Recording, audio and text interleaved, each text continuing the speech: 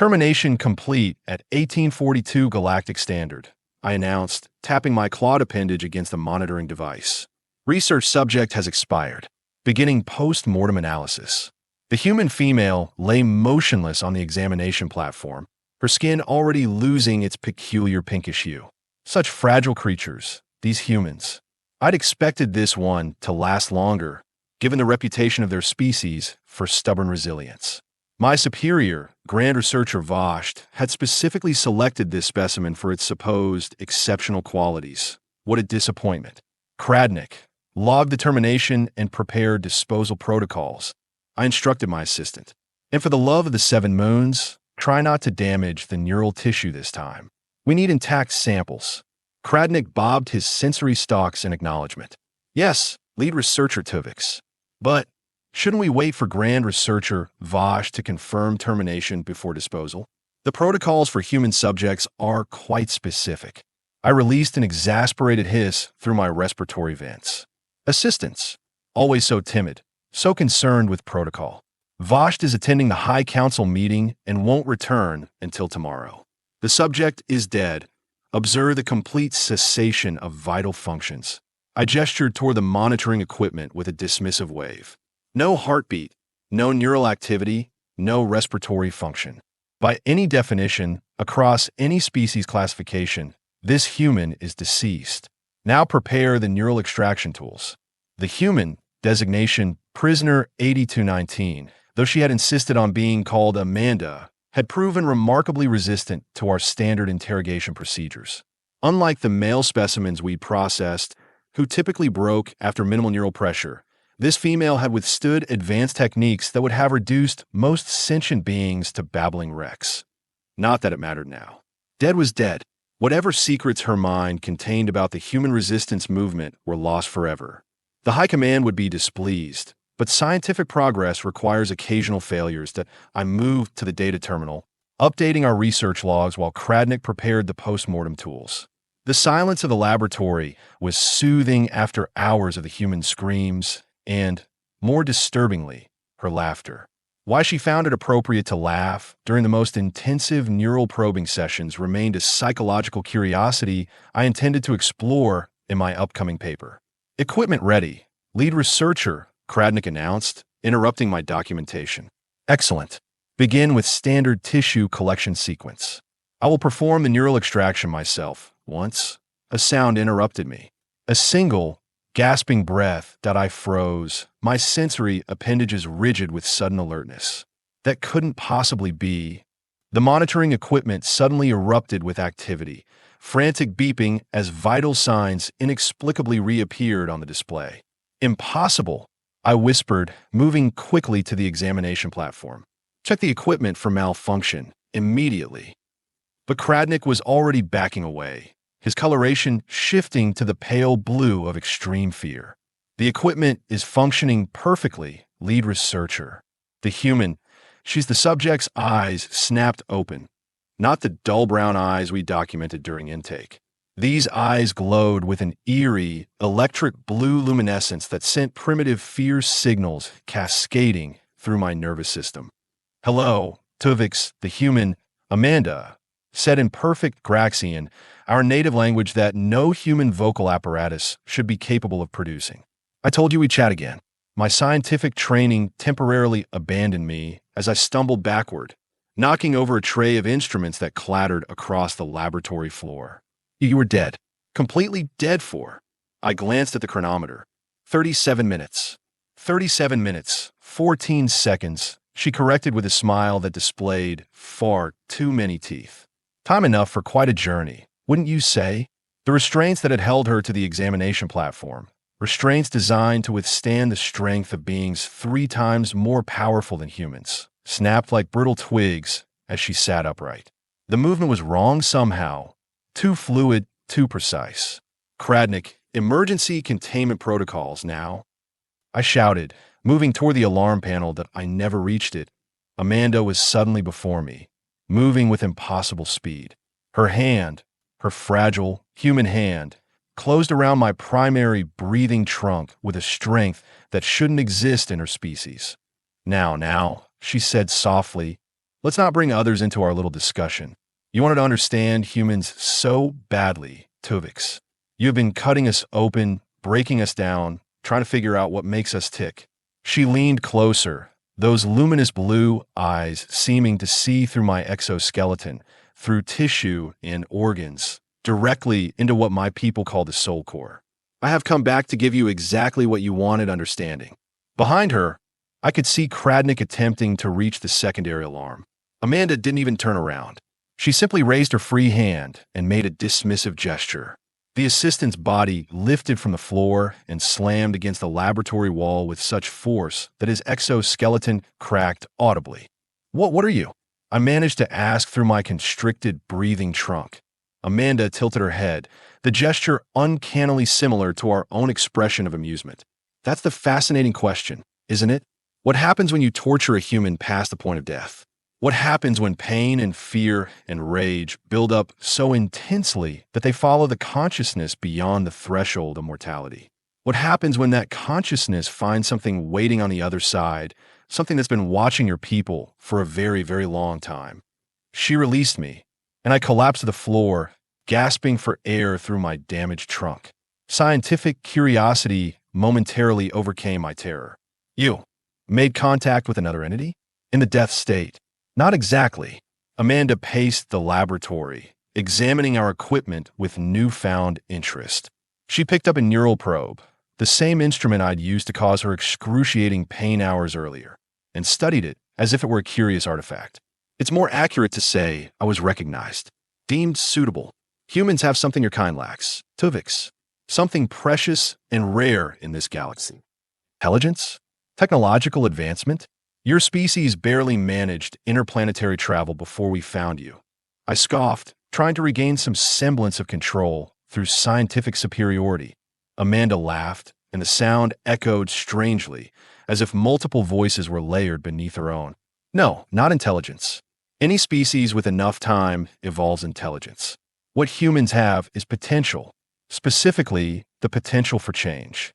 She casually drove the neural probe through the examination table, embedding it in the metal as easily as pushing a finger through water.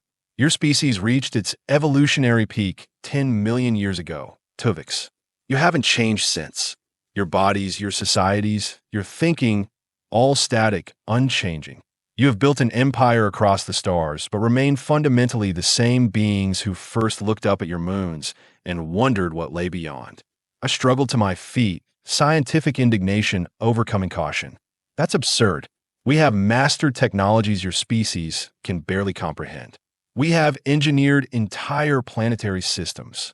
"Yes," Amanda agreed, "but you haven't engineered yourselves." "Not really.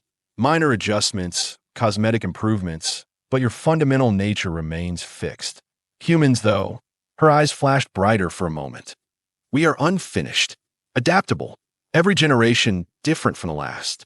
Evolution in real time." She approached me again, and I couldn't help but flinch. This wasn't just a human anymore. This was something using a human form, something that moved with predatory grace. "And now," she continued, "I'm something new altogether. The first of a new kind of human. One that can die and return. One that can reach across the barrier and bring something back." The laboratory doors suddenly hissed open. Grand Researcher Vosh stood in the entrance, flanked by security drones. His sensory stalks went rigid at the scene before him.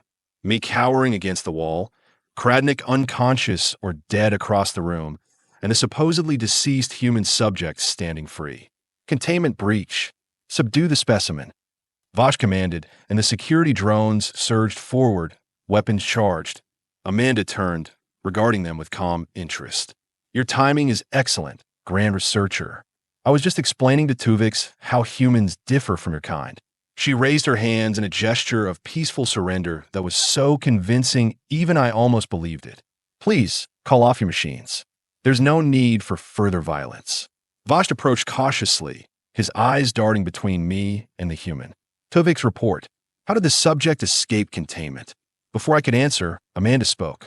"I died, Grand Researcher, exactly as your procedures intended. But death, it turns out, isn't quite the end your people believe it to be." She lowered her hands slowly. "Especially not for humans. Nonsense. Vosh declared. No species returns from cellular death. The subject clearly entered a dormant state that mimicked death functions, a previously undocumented survival mechanism. He turned to me. Your incompetence is staggering, Tuvix. You declare termination without confirming complete cellular breakdown. I wanted to protest, to explain that all readings had confirmed total cessation of life functions. But Amanda's laughter cut through the tension. Always the scientist, even in the face of the impossible, she said. You remind me of our researchers back on Earth, always needing to classify, to explain, to force the universe into neat little categories. She stepped closer to Vosh, ignoring the security drones that tracked her movement. But some things defy classification, grand researcher. Some things simply are. With a speed that blurred even to my enhanced vision, Amanda's hand shot out and touched Vosh's primary sensory stalk. Just a simple touch, nothing more. Vosh froze, his multiple eyes widening in what I recognized as pure terror. What are you seeing, grand researcher? Amanda asked softly. What lies beyond the veil you have never pierced? Vosh began to tremble violently, a keening sound emerging from his communication orifice. The security drones, responding to his distress, moved to engage, but with casual gestures, Amanda rendered them inert, their systems shutting down as if their power sources had been instantly depleted. Stop, I cried out. Whatever you are doing to him, stop. To my surprise, she withdrew her hand. Vosh collapsed to the floor, his exoskeleton clicking against the hard surface as violent tremors racked his body. He will recover, Amanda said. Physically, at least. Mentally, well, that depends on how flexible his thinking really is. She turned back to me. Which brings us to you, Tuvix. The question of what to do with you. I straightened myself, trying to summon whatever dignity remained to me. If death was coming, I would face it as befitted a lead researcher of the Graxian Science Authority. If you intend to terminate me, I request only that my research data be preserved, I said formally. The advancement of knowledge must continue, even if individual researchers do not. Amanda studied me for a long moment, those unnaturally blue eyes seeming to evaluate not just my words but the intentions behind them. Then, incredibly, she smiled, a gesture I learned was associated with amusement or pleasure in humans. You really do care about knowledge, don't you? Even facing what you perceive as certain death, your concern is for your research. She shook her head. That's admirable in its way, misguided and horrifically executed, but admirable in principle. She gestured toward the laboratory door, which slid open despite the security lockdown that should have been in effect. I'm not going to kill you, Tuvix, or Vosh, or even poor Kradnik over there. Death isn't the message I have returned to deliver. Then what is your purpose? I asked, scientific curiosity once again asserting itself despite everything. To deliver a warning and an invitation. Amanda walked to the laboratory's main view screen and, with a gesture, activated it. The screen displayed not the standard Graxian interface, but something else entirely.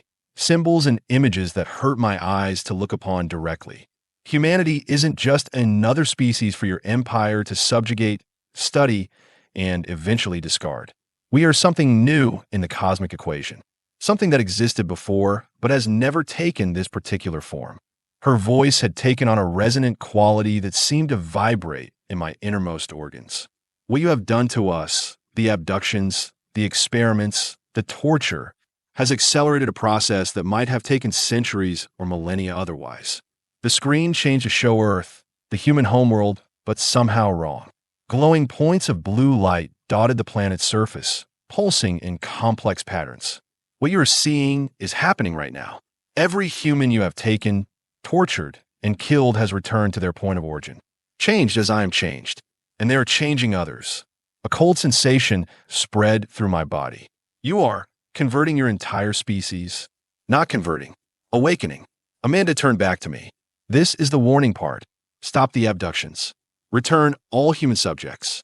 Withdraw your forces from our solar system. Failure to comply will result in consequences your people cannot imagine, let alone survive. And the invitation? I asked, dreading the answer. The invitation is to join us, to change, to become something more than what you are. She approached me again, and this time I didn't flinch away. Your species has been stagnant for millions of years, Tuvix. But it doesn't have to stay that way. What's happening to humanity could happen to your people too. Guided, controlled evolution into something greater. She held out her hand. A human gesture of agreement or compact. The choice is yours. War and extinction, or cooperation and transformation. You have one standard galactic cycle to decide.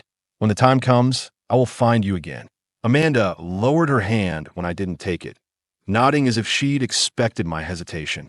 One cycle, Tuvix, spread the word to your high command. She glanced at the still trembling form of Vashti. Though I suspect the grand researcher will be quite motivated to share his experience once he regains his faculties. With those words, Amanda turned and walked toward the laboratory door. The security systems, the containment fields, none of them activated to stop her. Just before exiting, she paused and looked back at me one final time. Oh, and Tuvix? The most fascinating part of all this? The 37 minutes I was dead. A smile spread across her face, but there was no warmth in it. That was just the beginning. Then she was gone, leaving me in the ruined laboratory with my unconscious colleagues and the terrifying knowledge that everything my species thought we understood about the universe had just been fundamentally, irrevocably changed. And somewhere deep inside me, beneath the fear and scientific outrage at impossibilities become real, a small voice whispered that perhaps, just perhaps, change wasn't something to be feared after all. The high command chamber pulsed with a tension I'd never experienced in my 67 cycles of service. 14 of the most powerful Graxians in our galactic territory sat in ominous silence as I concluded my report.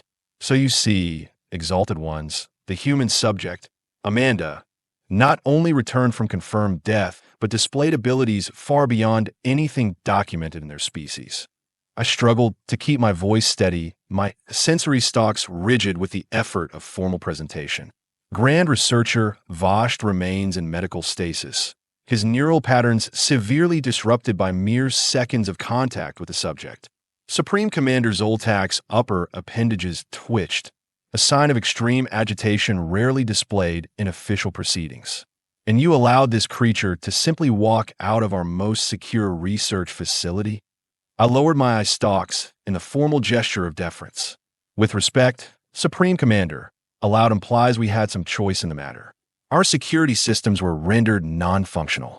The containment fields, the neural disruptors, even the quantum-locked doors, all disabled without any apparent technological assistance.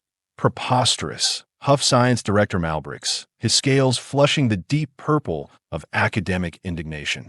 No biological entity can manipulate quantum-secured systems through mere thought. There must be a technological explanation.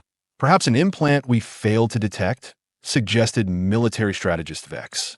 Human intelligence services have shown remarkable ingenuity in, I interrupted, a breach of protocol that sent a ripple of shock through the chamber. Forgive me, exalted ones, but we performed 17 separate full-body scans before beginning our research procedures. There were no implants, no technological enhancements of any kind. What's more, the human died. Complete cellular termination, confirmed by 3 separate detection systems. And then, 37 minutes later, she returned. The chamber fell silent again, the weight of impossibility pressing down on the assembled leadership like a physical force. What precisely did the subject mean by change? Asked Diplomat Nendry, the only female among the high command, and, reportedly, the only one who had ever engaged in direct negotiation with human representatives. This transformation she spoke of, did she elaborate on its nature? No, exalted one. Only that every human we have processed has returned to Earth, changed as she was changed, and that they are now changing others. I hesitated before adding, the visual data she displayed showed what appeared to be exponential growth of these transformed humans. Supreme Commander Zoltak rose from his ceremonial position, a move so unexpected that several junior officials visibly recoiled. Show us the recording from the laboratory. All of it. Supreme Commander, I must caution, Science Director Malbrix began. Show us, Zoltak repeated, each syllable precisely articulated in the manner our species used to indicate absolute authority. With trembling appendages, I activated my neural link to the command center's display system. The events in the laboratory played out before the High Command in merciless detail. My declaration of the human's death, the 37 minutes of routine post-mortem preparation, the impossible resurrection, and everything that followed. When the recording ended, the silence in the chamber had transformed from tense anticipation to something approaching dread. One galactic cycle, Zoltak finally said. She gave us one cycle to withdraw completely from human territory and release all research subjects. An obvious attempt at psychological manipulation, military strategist Vex declared, though his usual confident tone had acquired a brittle edge. The humans are resourceful, but they cannot possibly pose a meaningful threat to our dominion. Our fleet outnumbers theirs 200 to 1. Our technological advantage is measured in millennia. Yet one of them walked through our security as if it didn't exist, diplomat Nendry observed quietly. After returning from the dead, a single anomalous incident.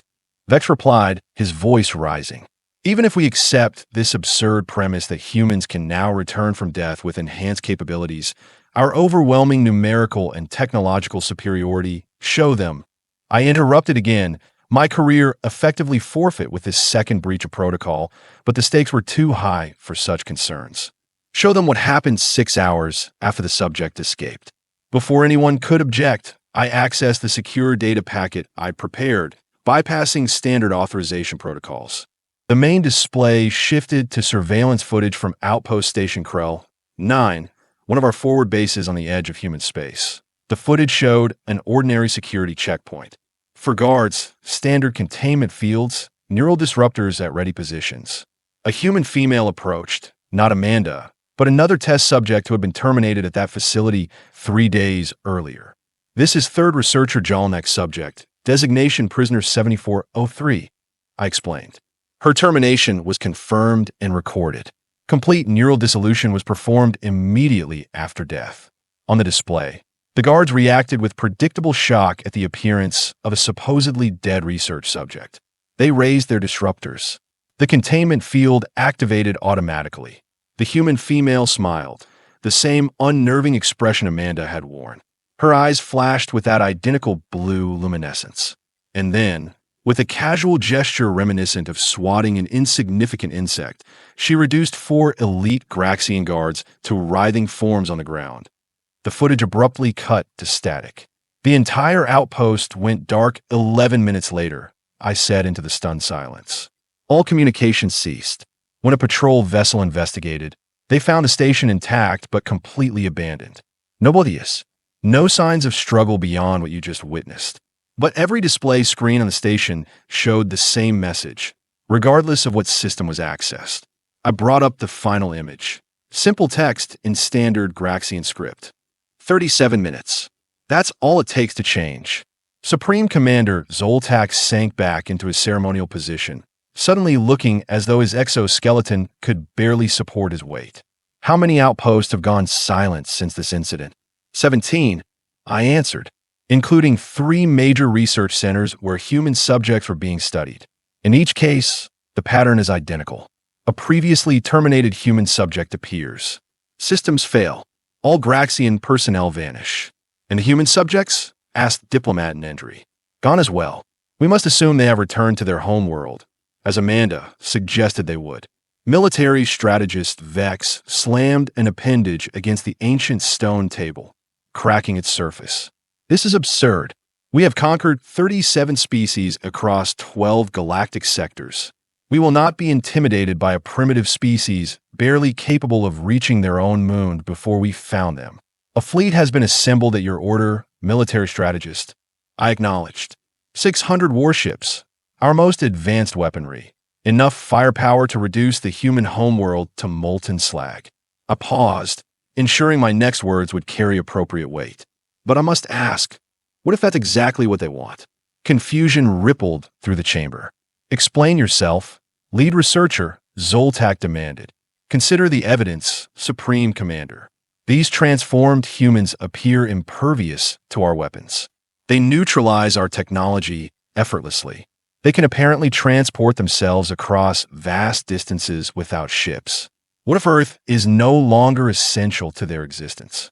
What if by attacking their homeworld, We simply accelerate the very transformation they are undergoing. Science director Malbriks's breathing had become audibly labored, his scales shifting to the pale green of intellectual distress.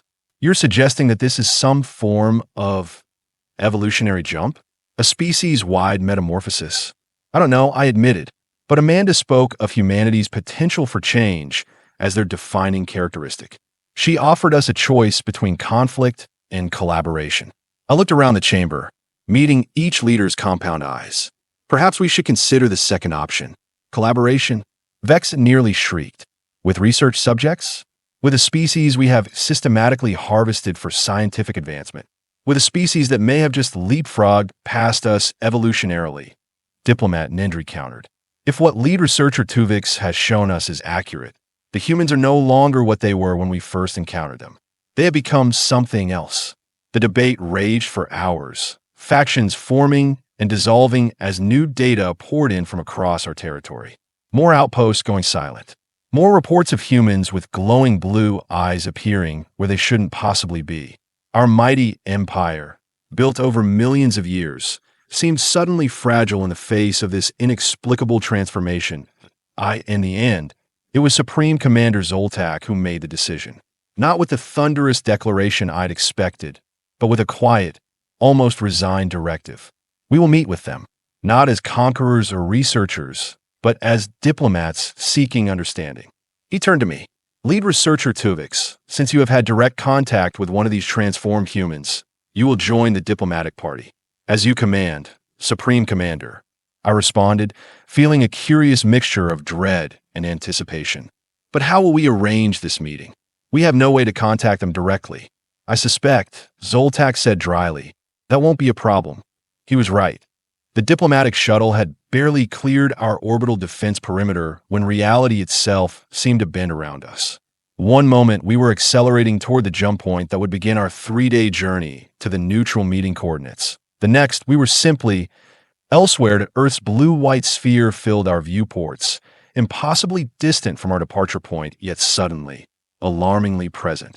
Spatial displacement, our pilot cried, appendages flying over controls that responded with confused error messages. Impossible. We have been transported over 16 light years instantaneously. Before anyone could respond to this violation of physics as we understood it, a new voice addressed us through our communication system, a voice I recognized immediately. Welcome to Earth, representatives of the Graxian Authority, Amanda said, her tone pleasant, but carrying that same unsettling resonance I remembered. We have prepared a suitable meeting environment for our discussion.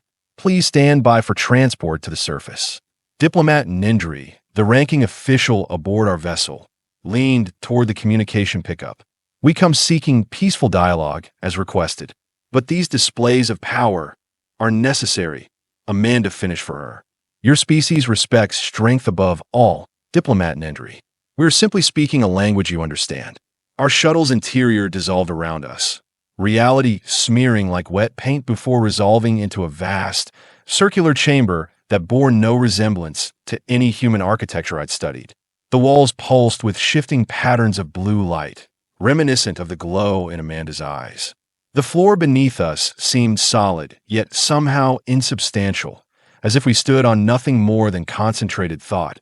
And we were not alone.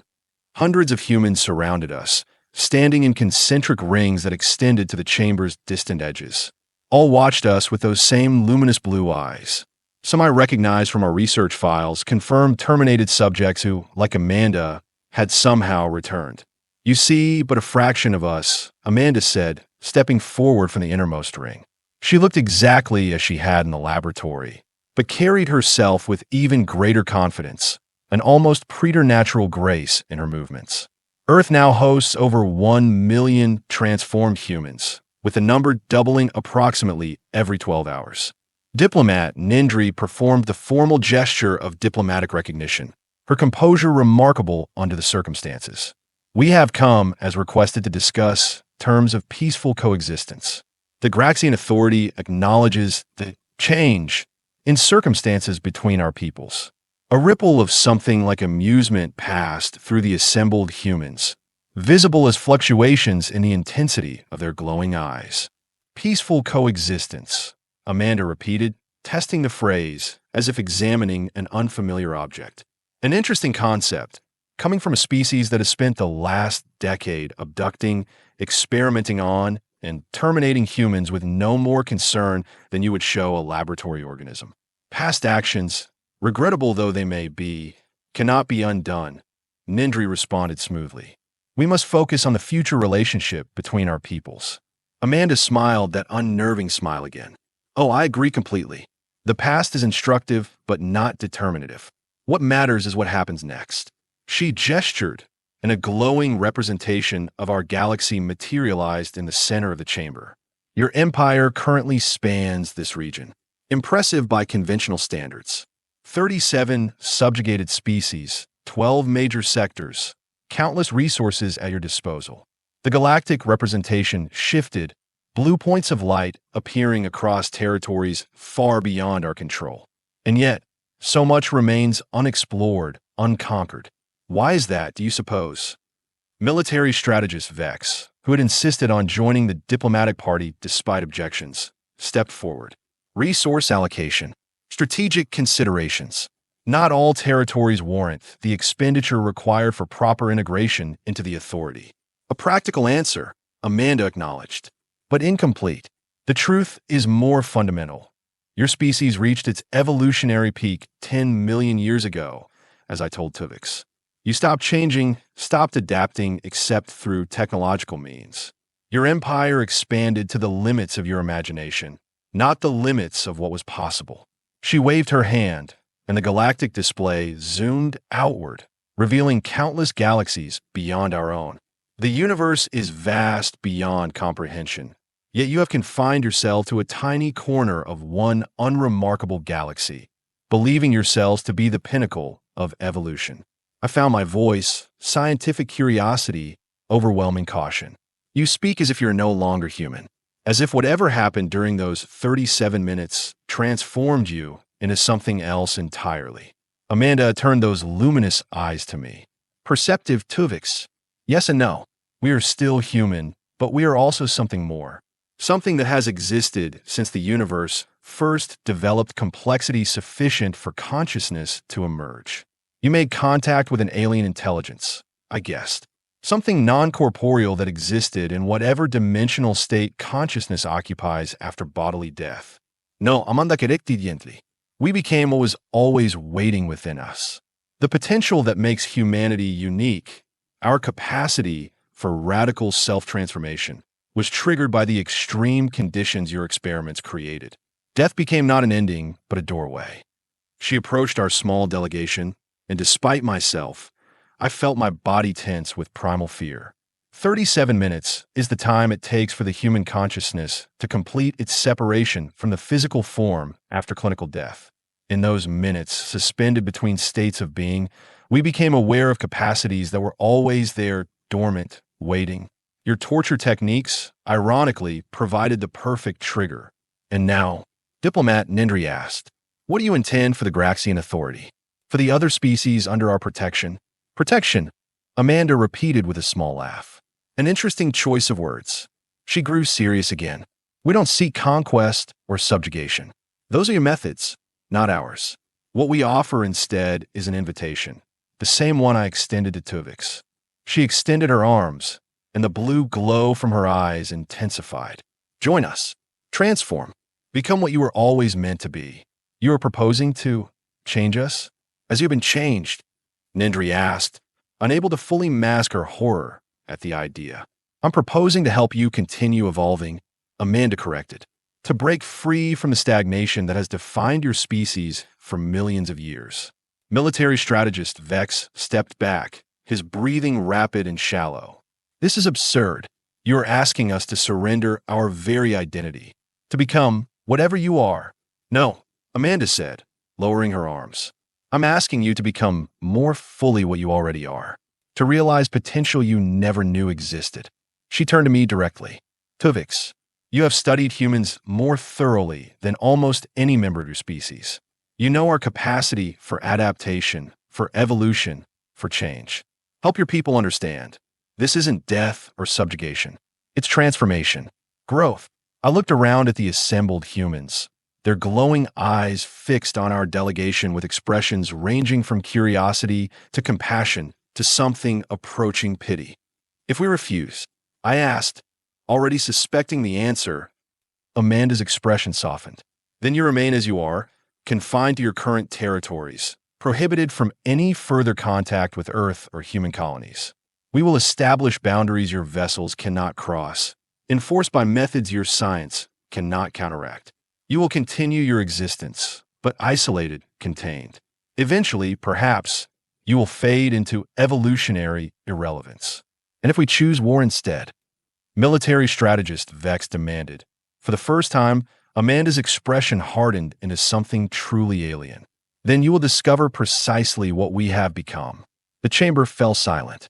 In that moment, I understood with perfect clarity that the Graxian Authority, the mighty empire that had dominated our sector of the galaxy for millions of years, had reached an evolutionary crossroads. Continue as we were, powerful but ultimately stagnant, or leap into an unknown future, guided by a species we had grievously underestimated. I volunteer, I said suddenly, my voice echoing in the silent chamber. All eyes, human and Graxian alike, turned to me in shock. I volunteer to undergo this transformation, if it can indeed be accomplished with our physiology. As a scientist, I will document the process and the result for my people to evaluate. Military strategist Vex hissed in outrage. Traitor, you cannot, no. Diplomat Nindri interrupted, raising a ceremonial appendage for silence. Lead researcher Tuvix's offer is both brave and logical. We need data to make an informed decision. Amanda nodded slowly. Understood. And acceptable. She extended her hand toward me. That same human gesture of agreement she had offered in the laboratory. 37 minutes, Tuvix. That's all it takes.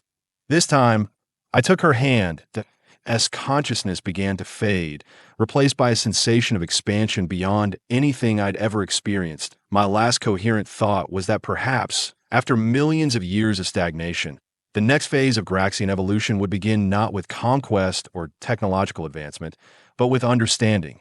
Understanding and 37 minutes of transformation.